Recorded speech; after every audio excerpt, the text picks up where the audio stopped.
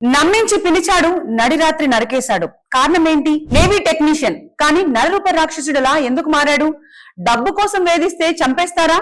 గాజువాకలో జరిగిన ఈ ఘోరం వెనుక అసలు కథేంటి? తెలుసుకోవాలంటే వీడియోను చివరి వరకు చూడండి. విశాఖపట్నం పేరు చెప్పగానే ప్రశాంతమైన సముద్ర తీరం గుర్తొస్తుంది. కానీ అదే వైజాగ్ లో ఒక నరరూప రాక్షసుడు చేసిన పని వింటే మీ రక్తం గడ్డ కట్టాల్సిందే.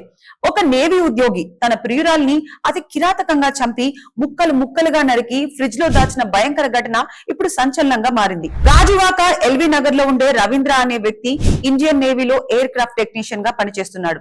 ఇతనికి మౌనిక అనే వివాహితురాలతో వివేహతర సంబంధం ఉంది.